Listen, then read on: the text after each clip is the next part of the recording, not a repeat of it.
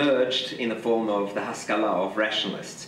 And I believe that we need to go beyond, in the Zionist narrative, looking at the Holocaust simply as the subject of historical interpretation. So what your paper has done very effectively, and I agree, is that you've told how the Holocaust has been manipulated within a particular historical story, and the assumption is that if we therefore correct this history and show that the state wasn't established because of the generosity of the states, but even when you use on the silver platter, you're already entering into the Natan ultimate realm of mythologizing, so you're already extracting these stories just from the realm of history.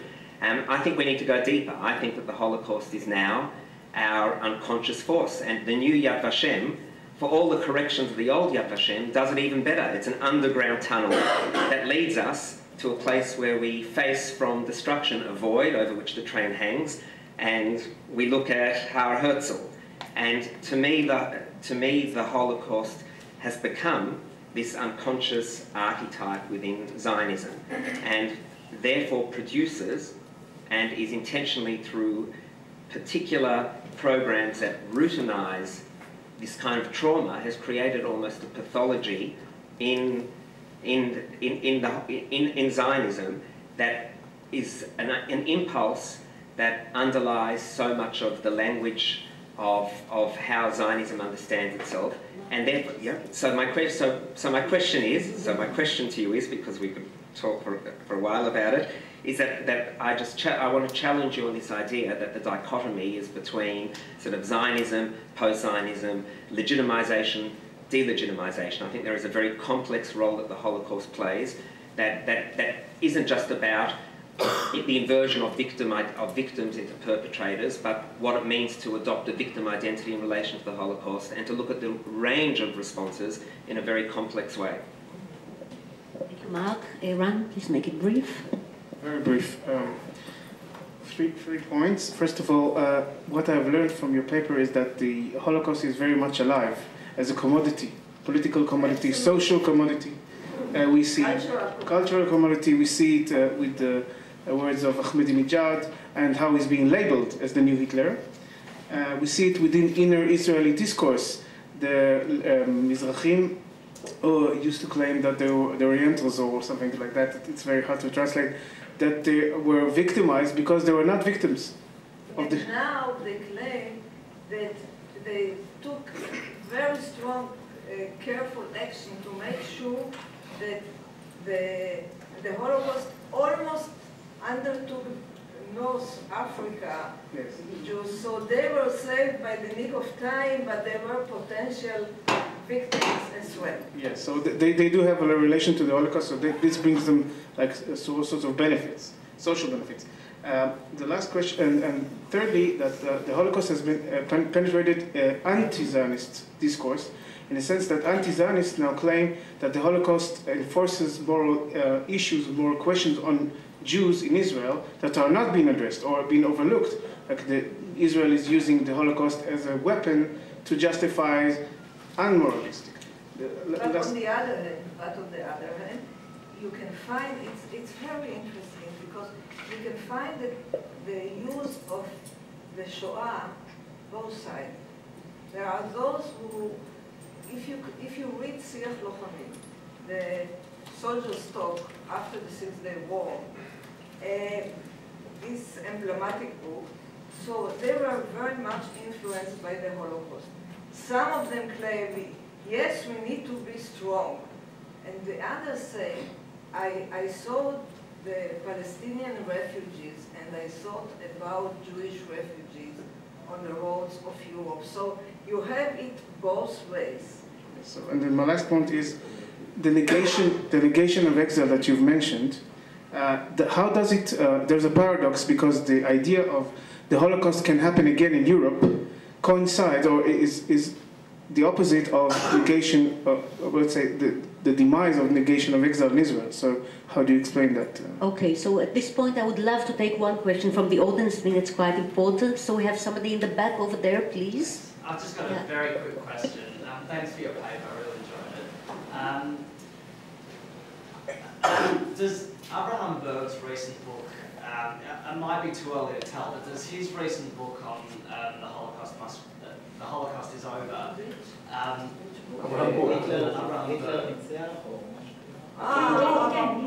might be too early to tell, but has that had any impact with the way the Holocaust is remembered in Israel, or do you think it's likely to have an impact? Or is it sort of being discredited? Or? Well, Okay, so Anita, I think that in the interest of historical justice and distributive justice, we shall now let you answer this final round in brief, and we shall have okay. to move on to the next I paper. try to be as brief as possible.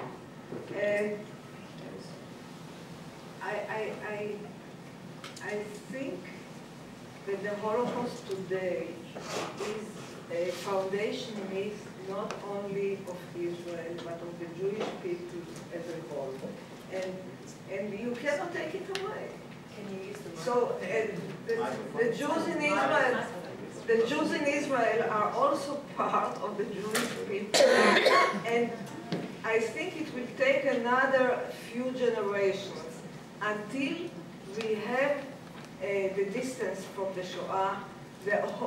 All the survivors will pass away, and their children will pass away. I took my children just last month to Poland and the Ukraine to visit the site, the shtetls from where they came, their parents came, etc., etc.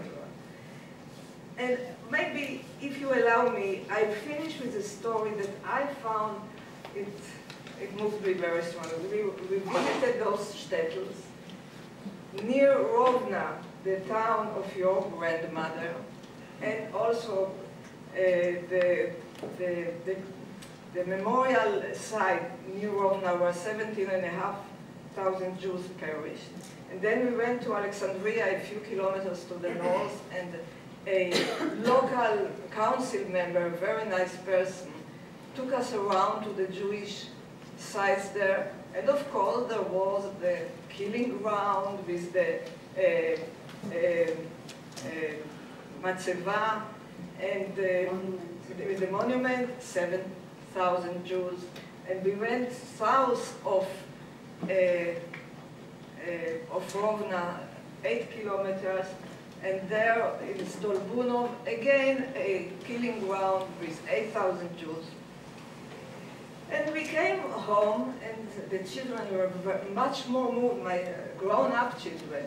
They are also parents to children of their own. They were very much moved by the killing grounds, much stronger than by Auschwitz. Auschwitz somehow left them cold. It was not personal. And so we came home, and the week after that, or something like that, we went, my husband and I went to see a famous Israeli theater show, Ghetto of Sobor, a new presentation of a very old play, and it's a very strong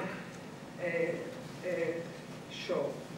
And in the intermission, I sat under the impression of what we saw in the Ukraine and Poland and what we saw on the stage, and suddenly somebody came up to me. And he said to me, "You're Anita Shapiro." I said, "Okay." And so he said, "My name is Binyamin Sheinborn. Do you recognize?" I said, "No." So he said, "My name is Monia." I said, "Oh, Monia, of course I know. You were the Palmach member with the Australian dashing hat who took me on a bicycle ride in '48. So I could not forget it. So he said yes, and then the whole memory of his family came rushing at me. They came a few months before that. During the war, they hid in that shtetl, the Stolbunov, with a non-Jewish family. They were a mother, father, and 3 children. He was the middle one. I knew his sister, who was 2 years older than me. And there was another older sister. And I said, "How is your sister?" And she said, "Okay." And what about your parents? And, well, I said, they of course passed away. My mother died, she was 92. And I said, "You know, we went to Stolbunov a few weeks ago, and then I asked him, I remember your older sister was killed. And he said, yes. She was killed by a Ukrainian gang that discovered her hiding, and the parents and the two other siblings were witnesses, but they could not say anything. So he said, you know, we were already twice. In 95, I went with my wife. In 2001, I went with my children. This time we are going with the grandchildren, who are grown up already. We are all the years in contact with the non-Jewish family that saved us.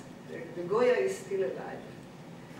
And he said, you know, she wrote to us lately that she thinks she knows where my sister is buried. And I intend to find the remains and to bring her to a Jewish burial. And I thought, good, he needs the closure. He needs so much the closure. The end of the circle. He had to go there again and again with his family, but nothing ended. If he is capable of bringing his sister to a Jewish burial, this would be closure. And I think that we should understand that we are still not at that point vis-à-vis the Holocaust. It will take time. Thank you. Before I thank Anita, I would like to apologize deeply to those raised hands and good questions that were left unasked.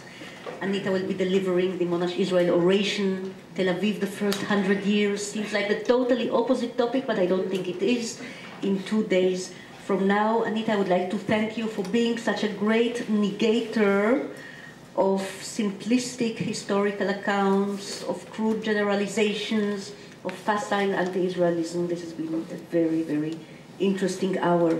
And without